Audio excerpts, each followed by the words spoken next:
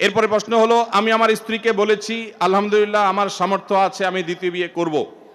এখন সে আমাকে কসম করাইছে আমি যেন তার মরার পরে বিয়ে করি। দ্বিতীয় বিয়ে করলে কেন মেয়েরা মানতে পারে না? ভাইরা আমার, এটা তো নতুন কিছু না। কেউ ভাগ দিতে চায় না, কেউ ভাগ দিতে চায় না। কিন্তু আমাদের মা বোনদের মনে রাখতে হবে, একাধিক বিয়ের বিধান আল্লাহ রাব্বুল আলামিন এমনি এমনি রাখেন না। এর যথার্থতা আছে, এর যৌক্তিকতা আছে। যদি কেউ এই ক্ষেত্রে মনে করে কেউ যে না আল্লাহর এই বিধানটা আমি মানি না বা এটা আমার কাছে অযৌক্তিক মনে হয়, সাথে সাথে সে বেঈমান হয়ে যাবে। সবকিছু আপনার পছন্দ হবে তারপর মানবেন, তাহলে তো আপনি আপনার পছন্দের গোলামি করলেন। আল্লাহর গোলামি তখন হবে যখন আপনার পছন্দ হলেও মানবেন, পছন্দ না হলেও মানবেন।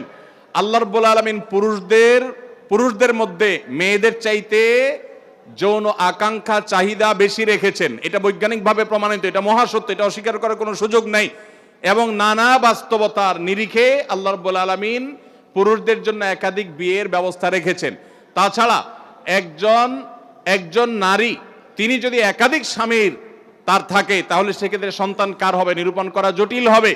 কিন্তু কয়েকজন স্ত্রী যদি একজন পুরুষের থাকে, তাহলে সবগুলাই একজন বাবার দিকে সম্বন্ধিত হবে। মা তো মায়ের গর্ভে ধারণ করেছে। নানান কারণে আল্লাহ যা নির্দেশ করেছেন এর বাইরে কোনো যৌক্তিক বিষয় থাকতে পারে না। অতএব সব জায়গায় সমতার চিন্তা করলে সেটা ভুল এবং বিভ্রান্তি। সব জায়গায় সমতা নয়, বরং কোন ক্ষেত্রে কাউকে মেয়েদেরকে কোনো ক্ষেত্রে ইসলাম অনেক বেশি দিয়েছে। যেমন খরচ কিছুই করা লাগবে না, কিন্তু সবার সম্পদের ভাগ পাবে, মোহর পাবে, এই সুযোগ মেয়েদেরকে ইসলাম দিয়েছে। আর অনেক বিষয় আছে। যখন নারীদেরকে জীবন্ত কবরস্থ করা হতো জাহিলি যুগে, ইসলাম তখন মেয়েদেরকে এমন জায়গা নিয়ে গেছে, 3টা কন্যা সন্তান ভালো করে লালন পালন করলে ওই মা বাপ শুধু কন্যার সন্তান লালন পালন করার কারণে জান্নাতের গ্যারান্টি পাবেন। তাহলে মেয়েদের মর্যাদা ইসলাম দিয়েছে না দেয় নাই? অতএব আমাদের মা বোনরা তারা এই কঠিন বিষয়টিতেও, একটা হলো তিনি ব্যক্তিগতভাবে পছন্দ করেন না, তার সতীন আসুক সেটা ভিন্ন বসা, কিন্তু আল্লাহর বিধানের প্রতি তার যদি সন্দেহ থাকে, সংশয় থাকে বা ঘৃণা থাকে, তাহলে সাথে সাথে ঈমান চলে যাবে। আর পুরুষরা একাধিক বিয়ে করতে হলে তারা সমতা বজায় রাখতে পারবেন কিনা এটা নিশ্চিত করা জরুরি। যদি সমতা বজায় রাখতে পারেন তখন তার জন্য সেটা জায়েজ আছে। আল্লাহ আমাদেরকে বোঝার তৌফিক দান করুন। ইমাম সাহেব যদি হারামখোর হয়, তাহলে ওই ইমাম সাহেবের পিছনে নামাজ আদায় করলে নামাজ আদায় হবে কিনা? ইমাম সাহেব নিজে যদি হারাম খান এবং প্রকাশ্যে সেটা জানে সবাই, অনেক ইমাম সাহেব আছে আল্লাহ মাফ করুক অনেক এলাকায় সুদের কারবারে জড়িত, অনেক ইমাম সাহেব আছে ঘুষের কারবারে জড়িত।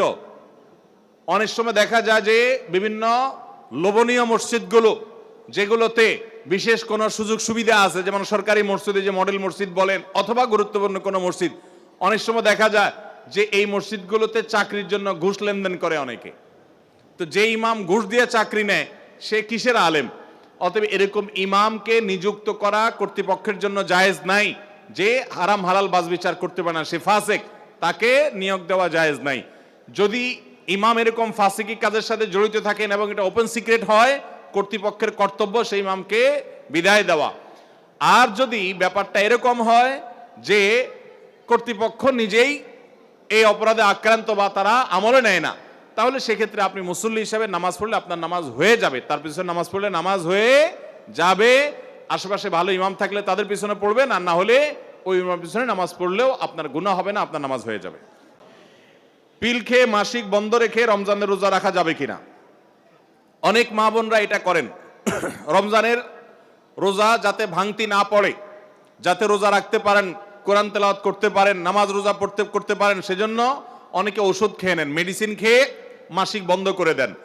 তাদের এই কাজটা জায়েজ হবে কিনা? এটার উত্তর হলো, এই মেডিসিন গ্রহণ করার ফলে যদি আপনার শরীরে উল্লেখযোগ্য কোনো প্রকার সাইড এফেক্ট না পড়ে, ক্ষতিকর কোনো কিছু না হয়, তাহলে সেক্ষেত্রে আপনার জন্য এটা জায়েজ হবে।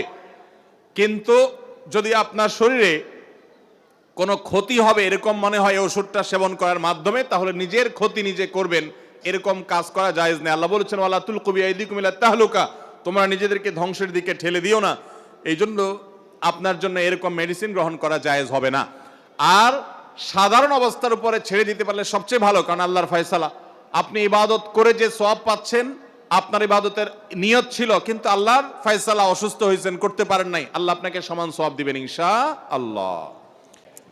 এরপরে প্রশ্ন হলো, স্ত্রী তালাক দেওয়ার পর সেই স্ত্রীকে সাথে সাথে গ্রহণ করা যাবে কিনা, বিস্তারিত বুঝিয়ে দিবেন।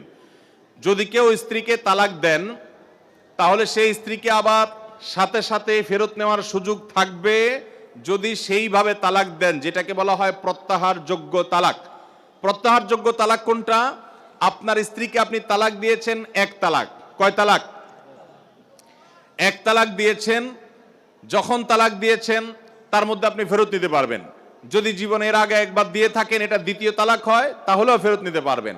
আর যদি জীবনে এটা আপনার তৃতীয় তালাক হয়, তাহলে সেক্ষেত্রে আপনি আর এটা ফেরত নিতে পারবেন না।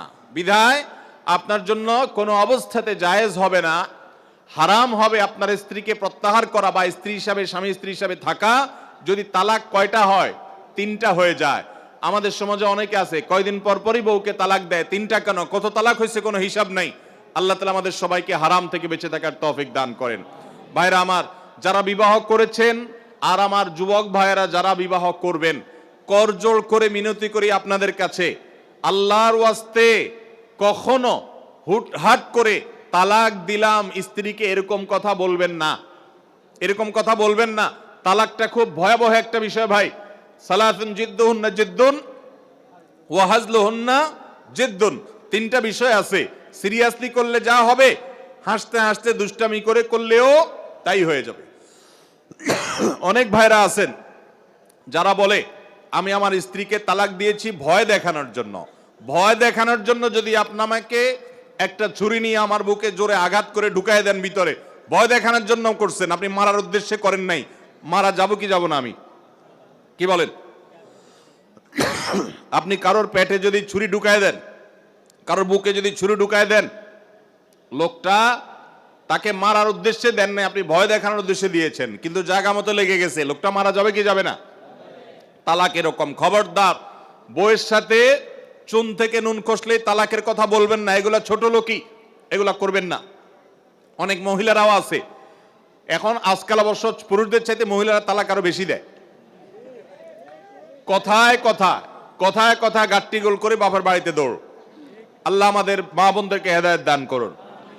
দাম্পত্য জীবনে সুখী হওয়ার জন্য সবর করতে হবে। কত মহিলা আছে স্বামীকে বলে যে তোমার সংসারে এসে আমার জীবনটা তেনা তেনা হয়ে গেছে। এই তেনা তেনা হওয়ার কারণে উনি খেতা খেতা হওয়ার জন্য চলে যায় আর একটু ভালো জায়গায়, এরপরে যায় দেখে যে আগের তেনাই বরং ভালো ছিল।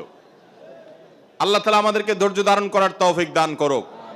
বাংলাদেশে দাম্পত্য জীবনে মানুষ বেশিরভাগই সুখী নই আমরা। দাম্পত্য জীবন আমাদের খুব খারাপ যাচ্ছে, দাম্পত্য সম্পর্কগুলো ঠুনকো হয়ে যাচ্ছে, ভয়াবহ অবস্থা।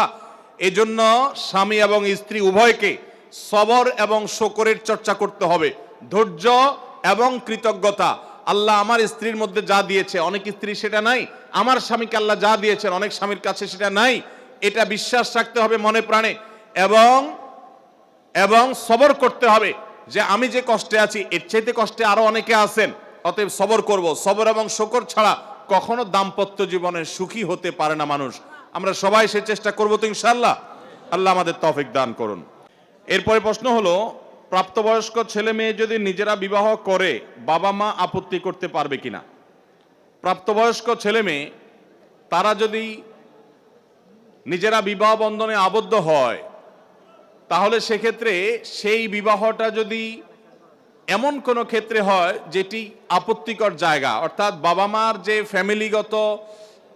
ফ্যামিলিগত যে সামঞ্জস্যতা আছে তার সাথে যায় না। ধরুন একটা ছেলে সে বিয়ে করেছে বা একটা মেয়ে কারোর সঙ্গে বিবাহ বন্ধনে আবদ্ধ হয়েছে, এমন একটা ফ্যামিলিতে গিয়ে যেই ফ্যামিলি আর এই ফ্যামিলির স্ট্যাটাস একরকম না, সামাজিকভাবে বিস্তর ফরাক, তাহলে সেক্ষেত্রে বাবা মা অভিভাবকরা সেই বিবাহে আপত্তি করার অধিকার তাদের আছে। আর হানাফি মাযহাব ছাড়া অন্য কোন কোন মাযহাবের ওলামাদের মত, সৌদি আরবের ওলামাদের মত হলো যে মেয়েরা প্রাপ্তবয়স্ক হলেও বাবা বা অভিভাবক যে অভিভাবকের অনুমতি ছাড়া বিয়ে দিলে সে বিয়ে বসলে সে বিয়ে বাতিল হবে। আমাদের আয়েশা রাদিয়াল্লাহু আনহা থেকে বর্ণিত প্রসিদ্ধ হাদিস হলো তাদের এই মতের সপক্ষের ওলামাদের দলিল। এর বিপরীতে হানাফি মাযহাবের ওলামাদের মতে এটি জায়েজ আছে। তো যদিও জায়েজ হয়, যদি সেটা কুফুর খেলাফ হয়, অর্থাৎ অসামঞ্জস্য জায়গায় হয়, বাবা মা সেই বিবাহে আপত্তি করার রাইট বা অধিকার তাদেরকে দেওয়া হয়েছে। ইসলামী শরিয়ার আলোকে আদালতের মাধ্যমে সে বিবাহ ভাঙার উদ্যোগ নিতে পারে বাবা মা। সেটা না থাকলে তারা এই বিবাহে আপত্তি তুলে এটার ভাঙার উদ্যোগ তাদের নেওয়ার রাইট থাকে, যদি সেটা ওই যে অসামঞ্জস্যপূর্ণ জায়গায়, আকাশ পাতাল এরকম ব্যবধান জায়গায় তারা এরকম কোনো সম্বন্ধ করে, তাহলে বাবা মার সেখানে আপত্তি করার রাইট থাকে। ছোট বাচ্চা থাকাকালীন যদি আবার বাচ্চা পেটে আসে, তাহলে কি বাচ্চা নষ্ট করা যাবে? বাচ্চা নষ্ট করা যাবে না ভাই, এটা খুব জঘন্য অপরাধ। গর্ভস্থ সন্তান নষ্ট করা জাহেলি যুগের মানুষের দুঃস্বভাব, এটা যাবে না, এটা খুব হারাম, বড় ধরনের কবিরা গুনাহ। বাচ্চা আপনার যদি এরকম হয় যে একটা বাচ্চা আছে, আরেকটা বাচ্চা আল্লাহ তাআলা গর্ভে মাতৃগর্ভে দিয়েছেন, অসতর্কতা বশত বা যেভাবে হোক আপনার হয়তো এখন বাচ্চা হলে সমস্যা হতো, তাও আল্লাহর ফয়সালা হয়ে গেছে, তাহলে আপনি এই অজুহাতে যে বাচ্চা আরেকটা আছে একটু কষ্ট হবে এই ঠুনকো অজুহাতে আপনি গর্ভস্থ ভ্রূণ হত্যা করতে পারবেন না, সেটা আপনার জন্য জায়েজ হবে না। যদি এমন হয় যে এই গর্ভস্থ ভ্রূণ নষ্ট না করা হলে মায়ের জীবন রিস্কের মধ্যে পড়তে পারে, এবং সে রিস্কটা ঠুনকো না, বরং বিশেষজ্ঞ ডাক্তারদের প্রায় সবাই একমত যেটা বড় ধরনের রিস্ক আছে মায়ের জীবনে, এরকম যদি হয় তাহলে সেক্ষেত্রে সেটা নষ্ট করতে পারবেন, তাও হার্টবিট আসার আগে আপনার মায়ের জীবন রক্ষার প্রয়োজনে সেটা করা যেতে পারে।